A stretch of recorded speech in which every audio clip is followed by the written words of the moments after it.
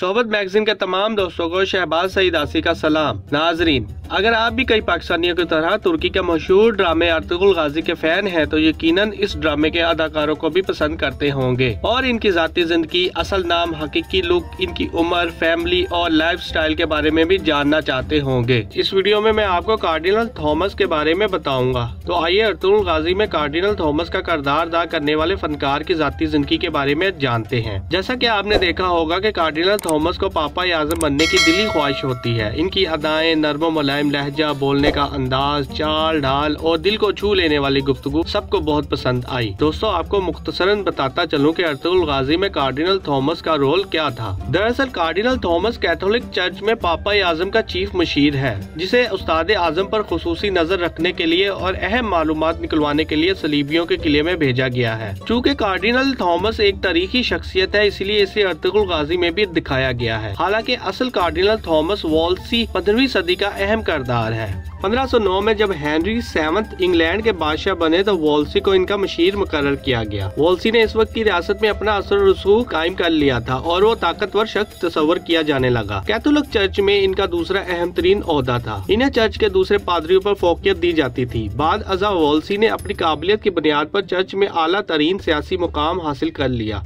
और वो Lord chancellor बन गया, जो बादशाह का चीफ मशीर भी था।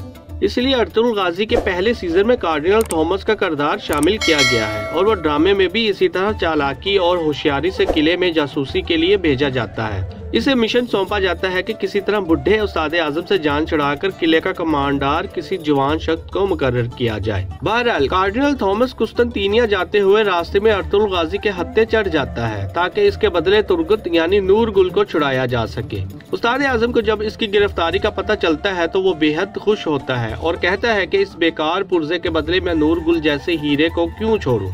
दोस्तों, अब आते हैं कार्डिनल थॉमस का किरदार अदा करने वाले इस फनकार की जाती जिंदगी की जानिब, जिनका असल नाम अतीला इंगन है। तो जनाब, ये कोई आम शख्सियत नहीं बल्कि इनका शुमार तुर्की के बेहतरीन राइटर्स और फिल्म साजों में होता है। और आपको ये जानकर हैरत जरूर होगी कि अतीला इंगन ड्रेलिस अर्तुगरुल के सीजन 1 से लेकर सीजन 5 तक के को राइटर भी हैं और इनके स्क्रिप्ट का एक बड़ा हिस्सा ड्रामे में शामिल है। जबकि सुल्तान मोहम्मद फातिहा पर बनने वाली फिल्म फातिहा, जो कि तुर्किश फिल्म इंडस्ट्री की रिकॉर्ड तोड़ फिल्म थी, वो भी दरअसल इन्हीं के कलम का नतीजा था। दोस्तों, एक और दिलचस्प बात बताता चलो कि ड्रेलिस अर्तुगरुल और मोहम्मद फातिहा के अलावा इन्होंने किसी भी फिल्म या ड्रामे के लिए काम नहीं किया। अगर आप चाहते तो ड्रामा अर्तुगरुल में अपने आप को एक अच्छा रोल दे सकते थे, लेकिन आप प्रोफेशनल अदाकार नहीं हैं और सीजन 1 में आपकी नजर में ऐसा कोई अदाकार नहीं था जो कार्डिनल थॉमस का रोल इसी तरह अदा करे जैसा वो चाहते हैं। लिहाजा इन्होंने खुद ही ये किरदार अदा करने का फैसला किया। अतीला 25 मई 1968 में तुर्की के शहर अजमीर में पैदा हुए। यूं इनकी उम्र इस वक्त 52 साल है। अतीला शादीशुदा है और इनके 2 बच्चे भी हैं और वो खुशो खुर्रम अपनी जिंदगी गुजार रहे हैं। अर्तुगरुल गाजी में नेगेटिव रोल अदा करने के बाद इनकी शोहरत में मजीद इजाफा हुआ है। दोस्तों, उम्मीद करता हूँ कि आपको मेरी ये वीडियो अच्छी लगी होगी। इंशाल्लाह एक नई वीडियो के साथ जल्द हाजिर होऊंगा। अल्लाह हाफिज।